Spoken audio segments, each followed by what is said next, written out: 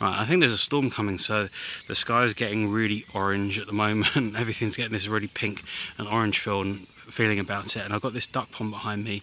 I want to get the shot quickly because I don't think this colour's going to last for very long.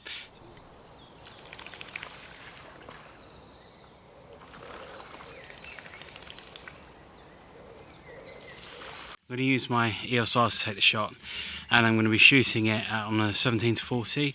I'll see what the focal length is in a minute. I want to get a reasonable amount in focus. I'm going to try at f4, I'm going to try at f8. The reason I want to try at f4 is not to let more light in, but I kind of like the idea that from the trees at the background, that beyond that, maybe it starts to go out of focus a little bit. It gives perhaps more a feeling of not depth, but a mysteriousness of what's beyond. And those trees trying to create a barrier, so I want to kind of lose what's behind that. So I think that's probably what I'm going to go with, but I'm going to try it now and shoot it. I'm not going to talk much more because I want to get the shot before the light goes.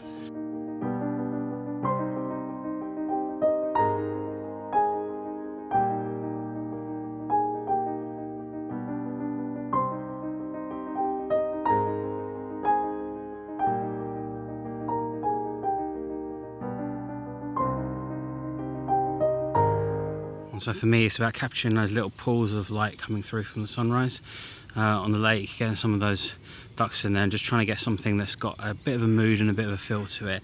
It's really strongly backlit, and there's kind of a misty haziness in the background behind the trees as well. I'm not sure if that's coming out on the videos, but it looks really nice here in real life. Everything's very kind of golden, very orangey toned, especially because there's a thunderstorm coming. We just had like 3 days of amazing sunshine where the temperature's been really hot, and now we're getting to this stage where the thunderstorm's coming afterwards, and you feel it. There's little bits of rain in the air coming from above, but in the background there's this amazing red and orange sunset, and the colours are a little bit odd. They're not kind of normal. There's a bit of greens in there, I think, as well too. So it's kind of a bit different, and there's a bit of mist rising off the ground in the background in the distance too. So it's kind of giving it that eerie feel, a bit mystical and different. I knew this would be worth staying up for because, you know, there's that thing about storm light after the storm and everything. There's also the before the storm light as well, because in the build up to a storm happening, the atmosphere changes, yeah, because if you're building up to a thunderstorm or something, that environmental change or weather changes affects the colour of the sky and the kind of lighting that you get too. So you get something that's more dramatic, more intense and more saturated, and you get unusual colours as well. You get like these more unusual colours, which is kind of interesting. So for these shots, I've been using a mixture of my Sigma 24mm 1.4 art lens, which is a new lens for me. It's what I'm doing some of the video on, and that's partly because I'm videoing in low light so much. I wanted something that was a faster lens, but it's actually a really good photography lens as well. So I've tried out a few shots on that. I'll give you some more information on that when I've used it more, but I want more time to use it. I might do a review on it at some point, but I want to use it more first. So I'm not going to say too much other than I like it at the moment, so we'll see how it goes though. And the main shot that I did at the start was on the Canon 17-40 at f4, because I want to have the areas beyond the trees at the back have this mist coming up a bit, and there's like a bit hazy with the sunlight coming in behind, and I want that kind of slightly more mystical feeling going on. And I think to catch that, it's better if it starts to, I don't think it's going to be like fully out of focus, but if it's starting to lose focus, I think it will aid that effect. I think you have to think with the apertures about what look are you trying to get. If you're trying to get something that's more, if you're thinking about something that's more fairy tale, more romantic, you need to be thinking a little bit wider with the apertures. And if you're thinking about something that's more like photorealistic or dramatic, intense, then you want to have a smaller aperture to get more in focus. That can help. I mean, there's no right or wrong way as such, but that's how I feel about it. I think that makes the difference. Right, and I'm just seeing the light changing over on that side, so I'm going to run over there now and try and see if there's anything over there to catch as well.